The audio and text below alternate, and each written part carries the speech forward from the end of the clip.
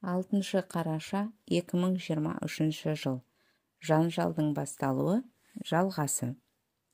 Теледидар мен ұялы байланыс үзілістермен жұмыс істеді. Сонымен қатар ұялы байланыс арқылы Қазақстаннан тыс жерлерге қоңырау шалу мүмкін болмады. Алматы қаласында тәртіпсіздіктердің 3 күнінде Қазақстан Республикасы ұлттық қауіпсіздік комитетінің 3 нысанына шабуыл жасалды. Ұлттық қауіпсіздік комитеті қалалық департаментінің ғимараты қауіпсіздік күштері тарапынан қарсылықсыз басып алынды. 6 полиция департаменті, 7-ден астам қару-жарақ дүкені, оның ішінде Анна, Қорғау және Алпамыс дүкендеріне шабуылдар болды. Әуежайды басып алуға әрекет жасалды. Көктөбе телемұнарасына шабуыл жасалды. Қала бойынша банкоматтар, тұрмыстық техникалары мен қымбат телефондары бар дүкендер бұзылды. Осындай жағдай Талдықорған, Тараз, Ақтөбе, Қызылорда, Семей, Өскемен, Шымкент қалаларында да орын алды. Алаңдарда өртенген және тоналған әкімдік ғимараттары, жиналмаған мәйіттер, өртенген көліктер, сынған ағаштар, көптеген патрондардың гильзалары мен оқтардың өздері де қалды. 9 қала бойынша қаңтар оқиғаларын құжаттау орталығына куәгерлердің сұхбатынан. Шымкент қаласы. 4 қаңтар күні сағат 22 шамасында Колос аялдамасының жанындағы 9 қабатты үйлердің алдында күш қолданылып, барлық адамдарды қатарынан ұстады және бейбіт митингіге жол бермеу үшін тұтқындарды тасымалдауға арналған көлікке отырғызып жатты. Олар жасанды айқай-шу шығару үшін жай ғана үйіне бара жатқан адамдарды да ұстады. Әл-Фараби алаңында 1500-ден астам адам болды. Семей қаласы. 5 қаңтарда әкімдік ғимаратында бірнеше ондаған арандатушылар келгенін білген азаматтық белсенділердің таныстарын көрдім. Біз оларды бірінші рет көріп отырмыз. Мүлдем бейтаныс, белсенділер емес. Полиция қызметкерлеріне шабуыл жасап, бүлікті бастады. Біз адамдарды арандатудан сақтадық. Полиция қызметкерлерін қорғадық. Бірақ олар бұзып жарып өтіп, бәрін қирата бастады. Астана қаласы. Тілендиев көшесіне бардық. Онда шамамен 15-20 адам жинала бастады. Кенеттен автобустардан қара формада және балаклаврлар киген 60-қа жуық адам жүгіріп шықты. Олар маған газ құтысын сеуіп, мені ұрып-соғып, пас автобусына лақтырды. Митинг орны қосалқы бөлшектер базарына қарама-қарсы Рабочая мен Тілендиев көшелерінің қиылысында болды. Өскемен қаласы. 7 қаңтарда жұма намазынан кейін айқай-шу естілгендіктен алаңда не болып жатқанын көрейін деп шештім. Онда көзден жас ағызатын гранаталар лақтыра бастады. Кенеттен мен бір жігітті ұрып-соғып, оның рациясын жұлып алып, ол жәбірленуші деп айтып жатқанды көрдім. Ол ұлттық қауіпсіздік комитетінен болып шықты. Және дәл соның өзі кафелдерді сындырып, бәрін бұзып қиратуға шақырды. Дәл осы жігіт жауап алу кезінде маған электрошокер қолданды. Қауіпсіздігім үшін уайымдап, мен оны таныдым деп айтуға қорықтым. 11 қаңтарда президент Тоқаев ұжымдық қауіпсіздік туралы шарт ұйымы күштерінің уақытша келгенін және оларға стратегиялық объектілерді күзету, кеңес беру және қолдау көрсету міндеттері жүктелгенін және бітімгершілік күштердің негізгі миссиясы сәтті аяқталғанын, ал 2 күннен кейін ұжымдық қауіпсіздік туралы шарт ұйымының біріккен бітімгершілік контингентін кезең-кезеңмен шығару басталатынын тағы да растады. Контингентті шығару процесі 10 күннен аспайтыны хабарланды. Терроризмге қарсы операцияны Қазақстанның құқық қорғау органдары, оның ішінде сұңқар күштері, Арлан арнайы мақсаттағы бөлімшелері, арнайы күштердің өңірлік бөлімшелері және оның облыстар бойынша взводтары және Қазақстан ішкі істер министрлігінің ішкі әскерлер комитетінің арнайы мақсаттағы бөлімшесі Бүркіт жүзеге асырады. Қалған лаңкестерді қалалар бойынша тазарту жүргізіліп, митингілерге қатысушыларды жаппай ұстау басталды. 7 қаңтарда Алматы қаласында және тәртіпсіздіктерге ұшыраған басқа қалаларда автокөліктердегі полиция патрульдері пайда болды. Ұлттық ұлан сарбаздары жүрді. Барлық жерде, орталықта және алаңның периметрі бойымен әскери адамдар тұрды. Митингілер болған жоқ. Терроризмге қарсы бөлімшелердің көмегімен тазарту жүргізілді. Жеке оқтардың дауысы естілді. Бұл күні ел бойынша 65 адам қаза тапқандығы құжатталған. Құрманбаева Әлия 52 жаста. Қаза тапқан Базарқұлов Ақжолдың анасы, Алматы қаласы. Ұлым 2022 жылдың 7 қаңтарында қайтыс болды. Туыстары Алматы қаласының Көктөбе телемұнарасы ауданында әжесінің қасында тұрады.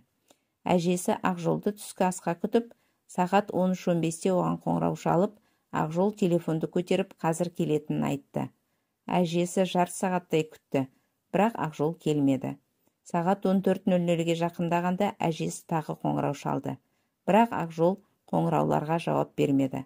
Сағат 16:30-да ғана оның ұялы телефон нөміріне қоңырау шалып хабарласты, бірақ телефонға мәйітхана қызметкері жауап беріп, Базарқұловтың денесін алып кету керегін хабарлады. Ұлының денесі президент резиденциясына қарама-қарсы орналасқан Алматы қаласының орталық мұражайының алдынан табылды. Ұлды кім және қалай өлтіргені белгісіз. Қылмыстық кодексінің 99 бабы кісі өлтіру бойынша қылмыстық іс қозғалды. Туыстары жәбірленуші деп танылды. Алайда кейіннен қылмыстық іс тоқтатылды. Жиналған ақпарат биліктің шамадан тыс күш қолданғанын және 2022 жылдың 5, 6 және 7 қаңтарында наразылықтарды басу үшін жеңіліске ұшыраған қауіпсіздік күштерінің әрекеттері негізсіз болғанын және бұл көптеген құрбандарға әкелгенін көрсетеді. Сонымен қатар, кейіннен қатыгез репрессиялар, соның ішінде азаптау салдарынан адам өлімі және ауыр дене жарақаттары байқалды. Билік таратқан 20 000 лаңкес, 2 әскери қызметкердің кесілген басы және зорланған әйелдер туралы ақпарат дереу жоққа шығарылғанына қарамастан, бірқатар халықтық аңыздар тұрақты түрде таратылды. Олар көбінесе ақпараттың жетіспеушілігі мен биліктің объективті ақпаратқа кез келген қолжетімділікті шектеуге, бұқаралық ақпарат құралдары мен журналистердің қызметін шектеуге, ғаламтор мен әлеуметтік желілерді бұғаттауға, билік органдарының не болып жатқанын түсіндірудің дәйексіздігімен және сәйкессіздігімен, сондай-ақ биліктің өздері жоққа шығаруға мәжбүр болған тексермеген ақпаратты таратумен байланысты болды. Баяндама авторлары бұл аңыздарды келтіруді қажет деп санады, өйткені олар құжаттау процесінде бірнеше рет кездесе берді. Бірінші аңыз – жаман ниет. Мемлекеттік төңкерісті Назарбаевтың өзінің жиендері Қайрат Сатыбалды мен Самат Әбіштің көмегімен 3 жылға билікке оралу және оны отбасының басқа мүшесіне беру мақсатында ұйымдастырды. Өйткені билік отбасының ықпалынан шығып кетті.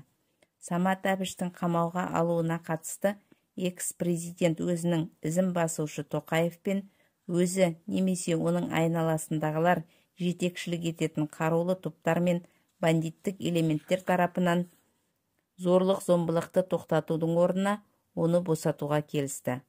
Бірақ тағы бір жиені Қайрат Сатыбалдыны соққыдан шығару мүмкін болмады. Және ол 26 қыркүйек 2022 жылы 6 жылға сотталды. Оның қаңтар айындағы оқиғаларға қатысы туралы бірде-бір сөз айтылмады. Бірақ осы аңызға сәйкес, ол Назарбаевқа Ақорданың мемлекеттік төңкеріске қатысы бар екендігі туралы ескерту ретінде сотталды.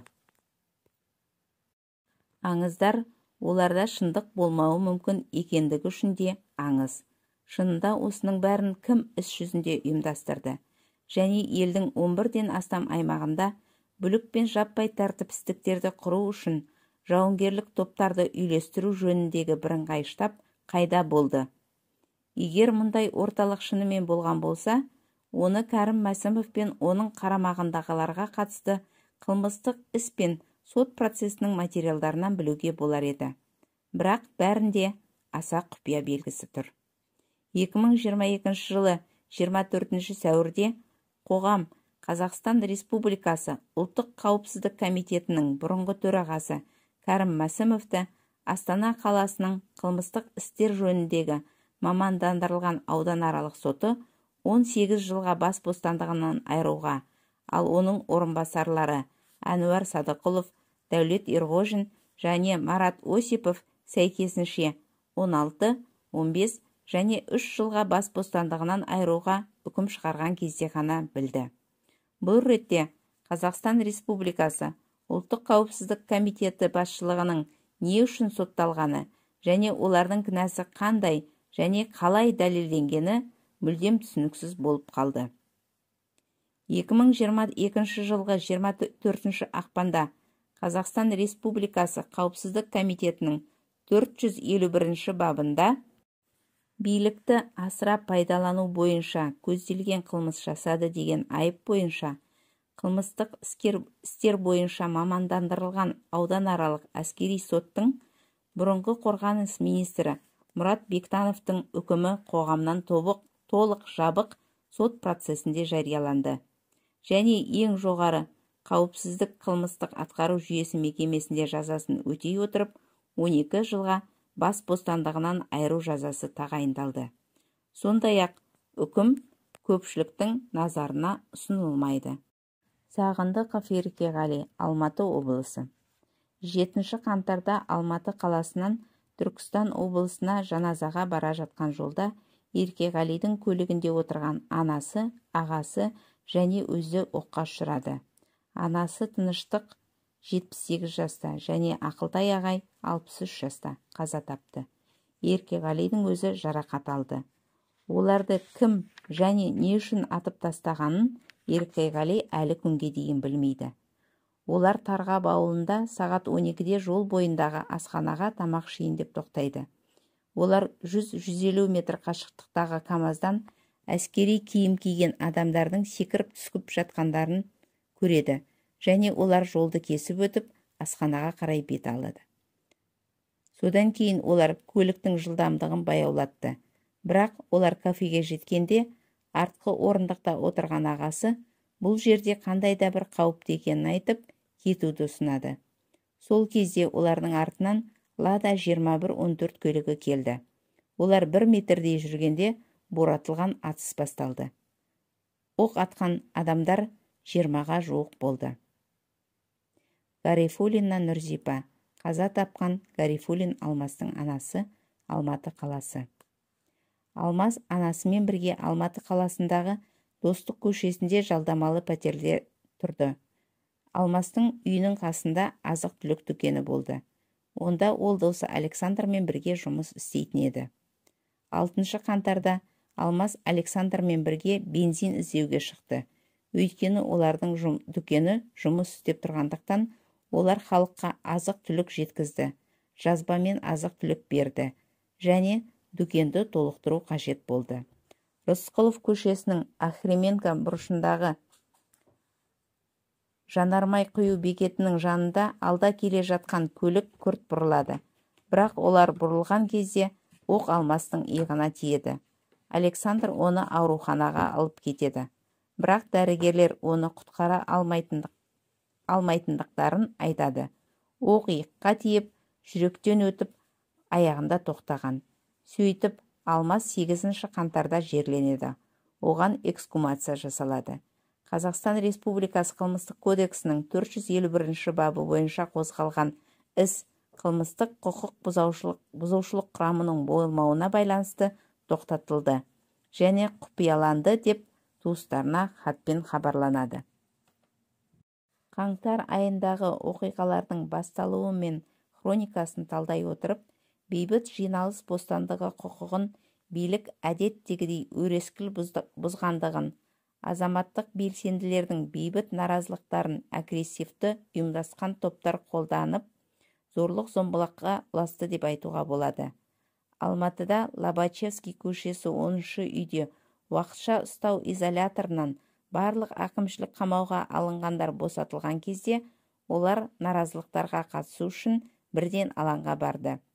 Бейбіт жиналыстарға құқықты іске асырғаны үшін әкімшілік жауапкершілікке тартылған 8,5 мыңнан астам азаматтың 3 мыңнан астамы 4-5 қаңтар аралығында ұсталып, әкімшілік жауапкершілікке тартылды және 15 тәулікке дейін әкімшілік қамауға алынды.